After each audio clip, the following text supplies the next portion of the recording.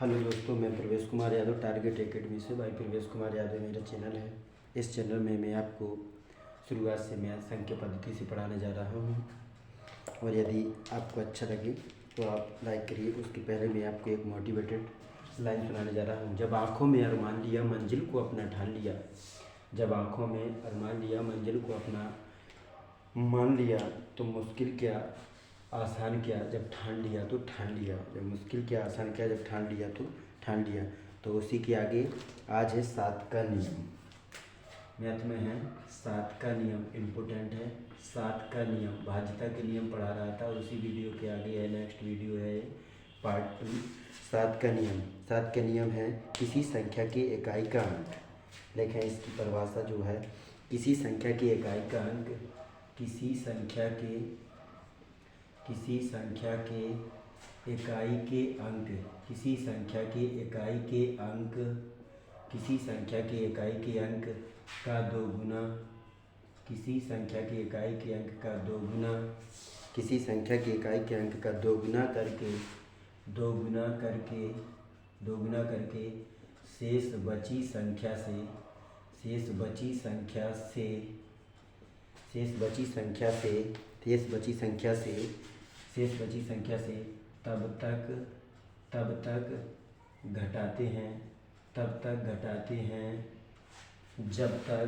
तब तक घटाते हैं जब तक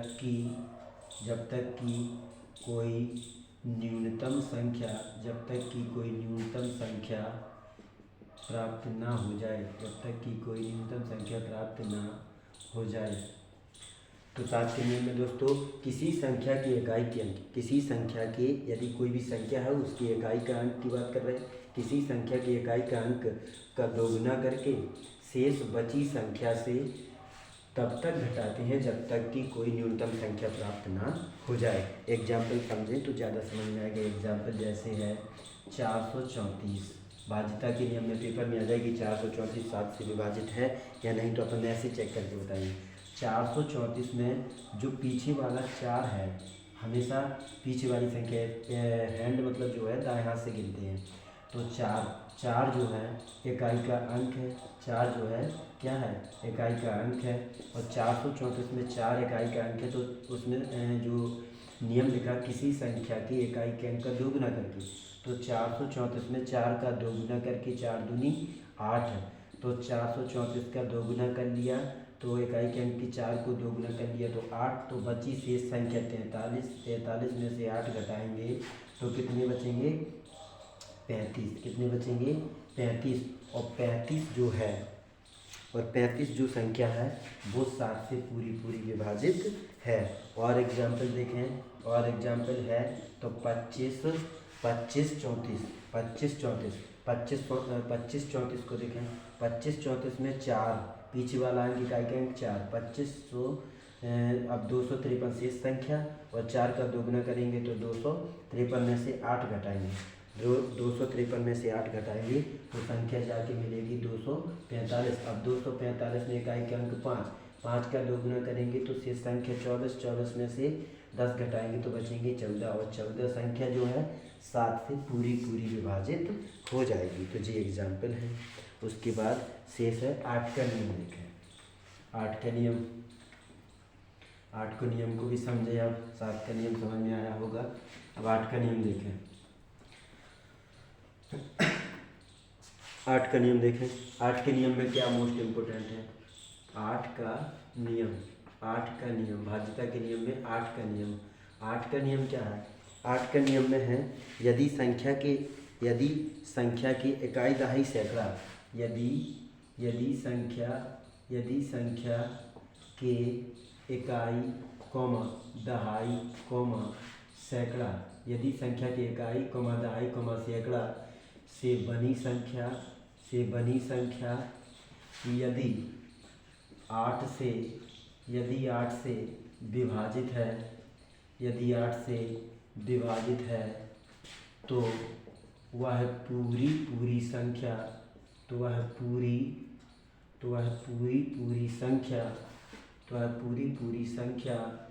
भी 8 से 8 से विभाजित हो जाएगी, 8 से विभाजित हो जाएगी।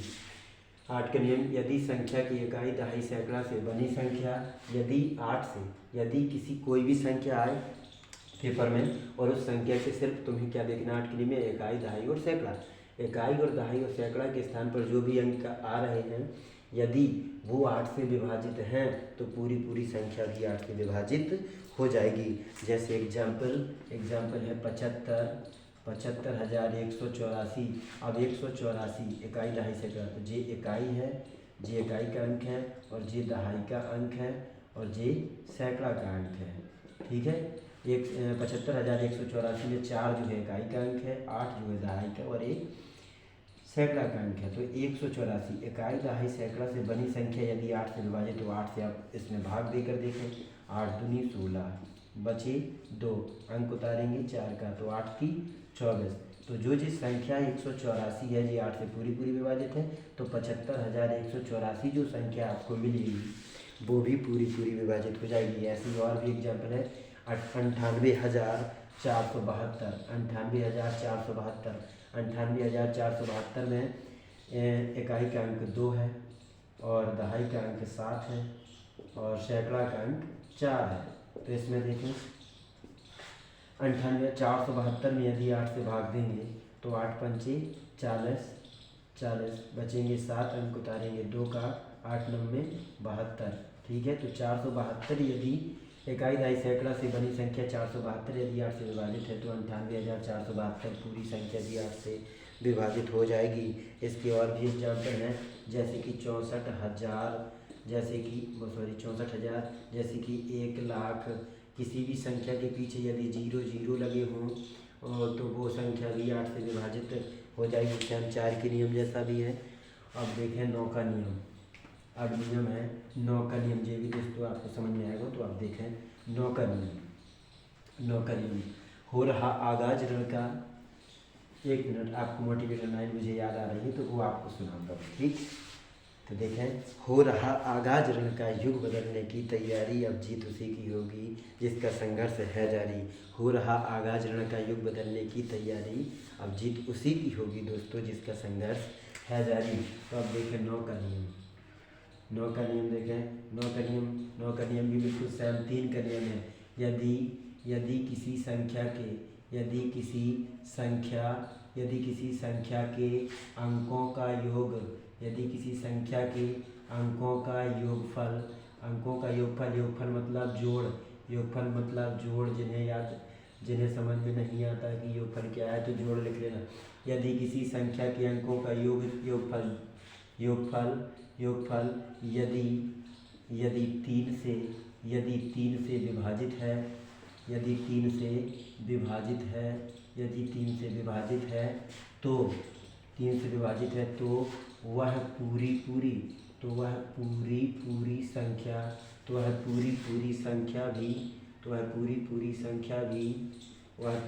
संख्या भी 3 से विभाजित, वो सॉरी 3 क्या है, इधर पे भी 9 लिख लीजिए, इधर पे भी 9 का नियम पढ़ा रहा मुझे, 3 का याद है।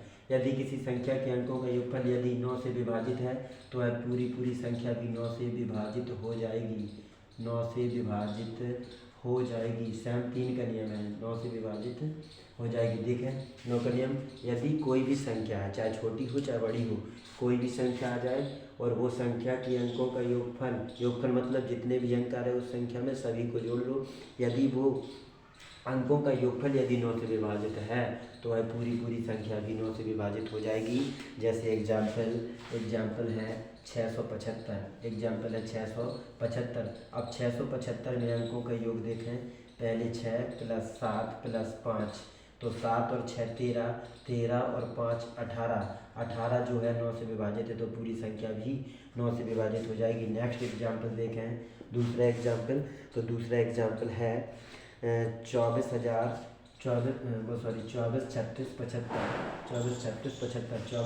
75 के अंकों को जोड़ेंगे तो 4 2 6 3 9 6 15, 15 और 7 22 और 5 27, इनके अंकों का योगफल 27, 27 9 से विभाजित है तो ये संख्या भी पूरी 9 से विभाजित हो जाएगी। ये संख्या भी पूरी 9 से विभाजित हो जाएगी। अब देखें 10 का नियम। नेक्स्ट नियम है 10 का नियम।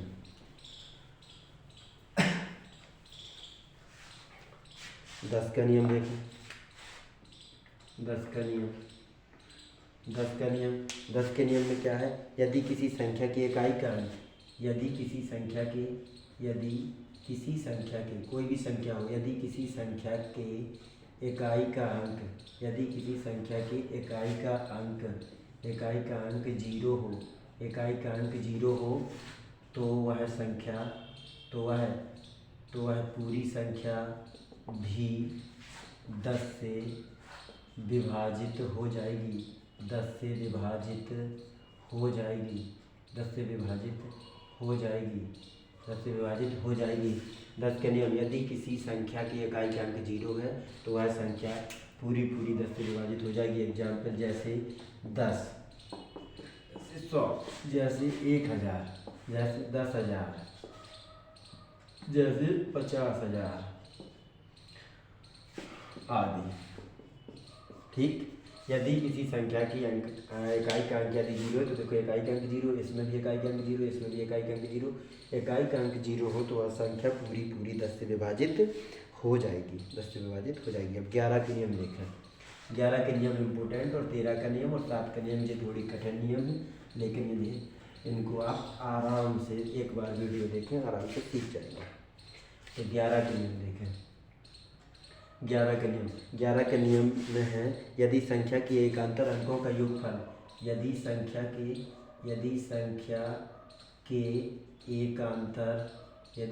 के एकांतर अंकों का योगफल,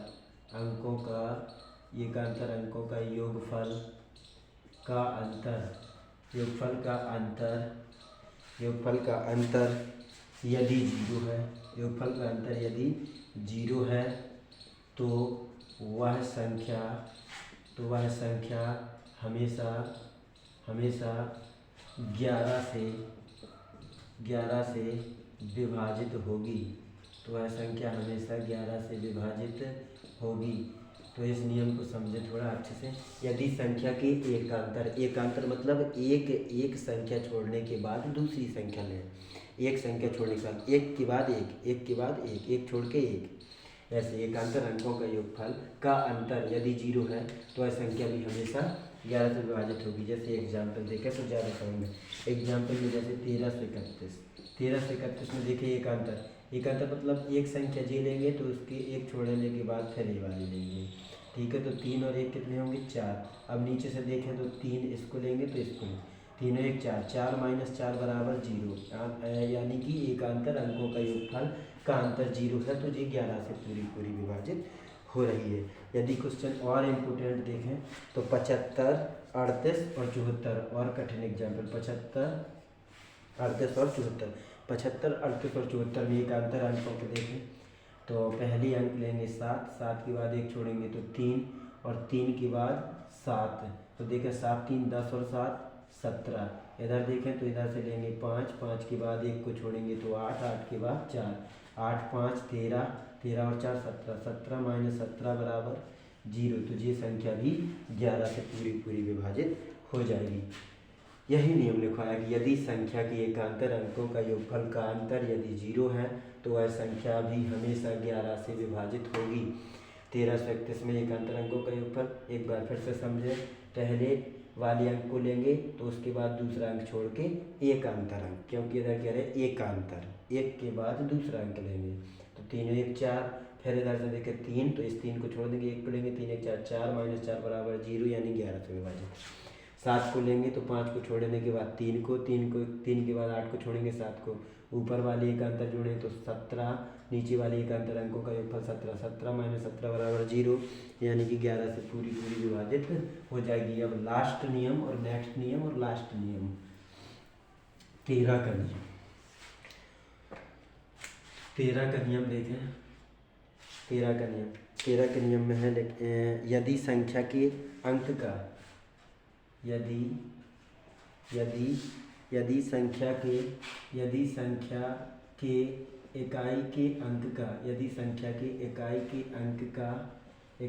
अंक का 4 गुना करके इकाई के अंक का 4 गुना करके शेष बची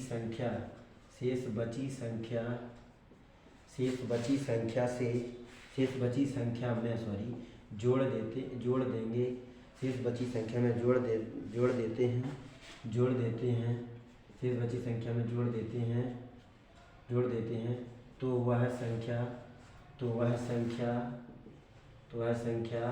पूरी 13 से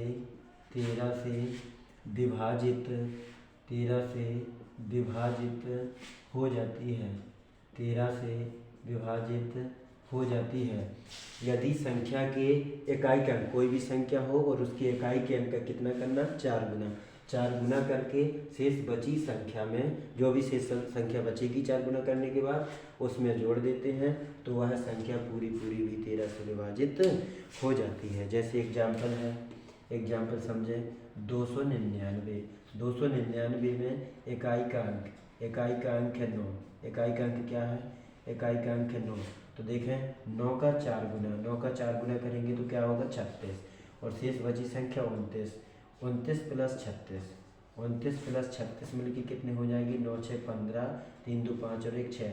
और 65 जो संख्या है वो 13 से पूरी विभाजित हो चुकी है, क्योंकि 13 पना 65। उसके बाद देखें 169, तो तुम्हें मालूम है कि 13 का वर्ग है, तो इसमें भी ये नियम लागू हो रहा कि नहीं। तो इसको देखें इकाई का अंक तो 9, तो 9 का 4 गुना मतलब 36 में 16 यदि जोड़ें तो कितने हो रहे, 6 6 12 और 3 1 4 1 5, तो 13 चौकी 52 भी 13 से पूरी विभाजित हो जाएगी। और नेक्स्ट एग्जाम्पल और कठिन एग्जाम्पल देखें तो 55 25 में देखें 5 चौकी 20, 552 में प्लस 20 करेंगे कितने हो जाएंगे, 0 और 5 2 7 कितने हो जाएंगे, 2 5 2 7 572 में इसमें 8 करें, 8 जोड़ दो तो 57 प्लस 8, तो 8 7 15 की 5 जो हो जाएंगे 65। और 65 भी 13 से पूरी विभाजित। इसको फिर से समझें, 55 25 एक बड़ी संख्या थी, इसमें इकाई का अंक 5 है। 5 इकाई के अंक का 4 गुना करेंगे तो 20। बची शेष संख्या 552 में प्लस 20 जोड़ेंगे तो 572 में भी इकाई का अंक है 2, 2 का 4 गुना करेंगे तो 8। शेष बची संख्या 57 में यदि 8 जोड़ देंगे तो 65 जो है वो पूरी 13 से विभाजित हो जाएगी। तो ये नियम थे दोस्तों संख्या पद्धति के ये नियम थे। उसके बाद कुछ सरल समकाओं के सूत्र हैं जो इम्पोर्टेंट है पेपर की दृष्टि से। आप इसी चैप्टर में उसका प्रयोग होगा तो आप उन सूत्रों को भी देखें और याद कर लें। यदि सूत्र आ जाए a² माइनस b² बराबर एक कोष्टक में जी खुलता है a प्लस बी और एक कोष्टक में a माइनस बी। जैसे एग्जाम्पल यही देख के चलें, जैसे कई बार सवाल आ जाते हैं कि 49 और -36, तो इसको क्या करेंगे, 7 का वर्ग माइनस 6 का वर्ग, यानी कि 7 प्लस 6 और 7 माइनस 6, तो 7 6 13 और 7 में से 6 गई 1, यानी इसका आंसर क्या आएगा, 13 आ जाएगा इसका आंसर। ठीक है। उसके बाद अगला नेक्स्ट सूत्र देखें, बस इसी प्रकार इनका प्रयोग होना है। तो दूसरा नेक्स्ट सूत्र है a प्लस बी का स्क्वायर बराबर a² plus b² plus 2ab, इसको भी याद कर लेना। उसके बाद है a माइनस बी का स्क्वायर बराबर a² प्लस b² और माइनस 2ab। और है एक a प्लस बी का होल क्यूब, तो ये है a की पावर 3 प्लस b की पावर 3 प्लस 3ab और कोष्टक a प्लस b। और यदि आ जाए a माइनस बी की पावर q के रूप में कोई क्वेश्चन, तो a³ minus b³ minus 3ab कोष्टक a minus b। यदि आ जाए a³ प्लस b³ के रूप में, तो ये खुलेगा एक कोष्टक में a प्लस b, एक कोष्टक में a² plus b² minus ab। यदि एक और सूत्र है इसी का भैया a³ माइनस b³, तो ये है एक कोष्टक में a माइनस b, एक कोष्टक में a² plus B square plus A B. तो देखें सबसे पहले सूत्र यदि सम का A square minus B square का सूत्र खुलेगा, एक कोष्टक में ए प्लस बी, एक कोष्टक में A minus B, A plus B का square, A square plus B square plus 2ab, ये आपको याद करने पड़ेंगे तब आपको संख्या पंक्ति जाके बनेगी। ए माइनस बी का square, A square plus B square minus 2ab, A plus B का whole cube, A cube plus B cube plus 3ab कोष्टक A plus B, A minus B का होल क्यूब, ये भी इसका भैया है, A cube minus B cube minus 3ab कोष्टक A minus A cube plus B cube के रूप में कई बार आपको क्वेश्चन देखने को मिलेंगे। तो एक बार खुलेगा ए प्लस बी में और एक कोष्टक में A square plus B square minus A B, A cube minus B cube, तो एक कोष्टक में ए माइनस बी, एक कोष्टक में A square plus B square plus A B. तो आज के लिए इतना ही काफ़ी है और जय हिंद दोस्तों। यदि आपको ये वीडियो अच्छा लगे तो आप सब्सक्राइब करो, ज़्यादा से ज़्यादा अपने दोस्तों में शेयर कीजिए और यदि आपको ये वीडियो पसंद आए तो आप कमेंट में मुझे लिख कर भेज सकते हैं। Thank you.